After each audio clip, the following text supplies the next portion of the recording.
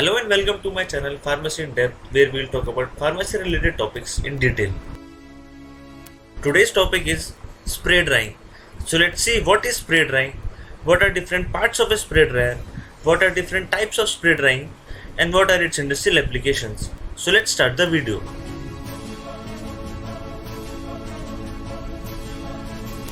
So spray drying is a continuous transformation of feed from a liquid state to a dried particulate form by spraying the feed into a hot drying medium.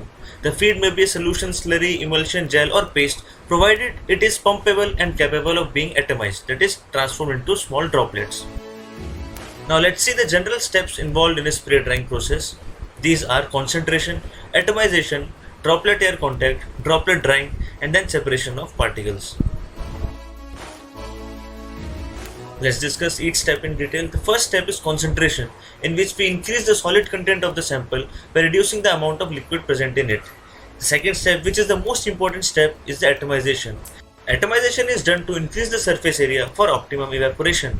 Atomization leads to a dried product having desired characteristics like particle size, shape, and its density. The third step is droplet air contact. Atomized liquid is brought in contact with the hot air, which is usually oxygen or sometimes for inert environment nitrogen, in the drying chamber. It results in evaporation of more than 95% of water, and the way in which spray makes contact with the hot air influences the behavior of droplet in drying phase and directly affects the property of the dried products like its size, shape and density. The fourth step is droplet drying. Moisture evaporation takes place in two stages.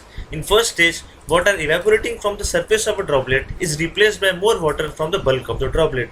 The second stage begins when there is no longer enough moisture to maintain the saturated condition at the droplet surface, which causes a dried shell to form at the surface. At the end, rate of evaporation falls and shell thickness increases. And the fifth step, separation. In primary separation, heavy particles simply fall at the bottom of the drying chamber, but a small fraction of fine particles remain entrained in the air.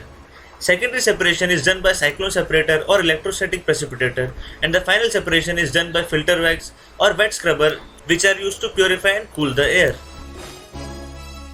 Here we can see a spray dryer. Feed and spraying gas is sprayed into a drying chamber with the help of an atomizer. A drying chamber is usually a stainless steel cylindrical cylinder with a conical bottom. Along with it, hot drying gas is also passed into the drying chamber, which dries the droplet before it touches the wall of the drying chamber. Heavy particles get collected at the bottom of a drying chamber, while the fine particles get drawn into a cyclone separator, where the fine particles get collected. Still, some finer particles remain in the air, which are filtered by using a filter bag or a wet scrubber. So if we are drying a product, we have to optimize certain parameters like the feed rate of the sample, the temperature of the drying gas, the pressure of the compressed gas, and the aspirator rate.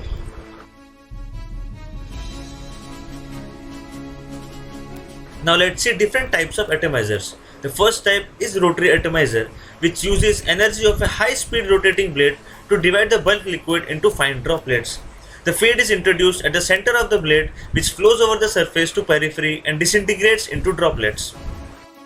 The second type, pressure nozzle. These are the most commonly used atomizers. They produce coarser, free-flowing powder compared to rotary atomizers. They are also known as vortex nozzle. They convert potential energy of liquid under pressure into kinetic energy at the orifice by forming a thin, high-speed film at the exit of the nozzle. As these unstable film leaves, they disintegrate and form droplets. These are operated at a pressure of 250 to 10,000 psi. The third type, two-fluid or pneumatic nozzle. In this, liquid feed is combined with compressed air. Energy of compressed air is used to atomize the liquid, and they can be used for high viscosity feeds. And the last type, ultrasonic atomizer. In this, liquid is placed on a surface that vibrates at an ultrasonic frequency. At high amplitude, liquid spreads, become unstable and collapses, which results in fine droplets as small as 50 microns. Coming to the classification, on the basis of type of flow, they are classified as co-current, counter-current or mixed flow spray dryers. On the basis of type of cycle, they are classified as open spray drying system, closed spray drying system, and semi-closed spray drying system. On the basis of type of stage, they are classified as single stage or a two-stage, where the second stage of drying can take place as a vibrating wet dryer or in a fluidized wet dryer. On the basis of position of atomizer, they can be classified as vertical atomizer or horizontal atomizer. Spray drying has a lot of advantages like small droplets give large surface area for rapid and efficient drying. It can be used for heat sensitive and oxidizable material. They can be designed for drying under sterile condition.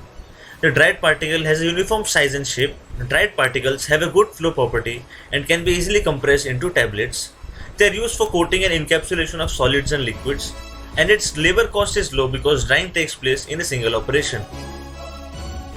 But it has certain limitations, like solid materials cannot be dried in spray dryer. It is a costly and bulky equipment, hence its cleaning is a time consuming process, and there is a lot of wastage of heat in this process. Spray drying has a lot of applications like in pharma industry, dairy industry, food industry, chemical industry, petroleum industry, and in mining industry.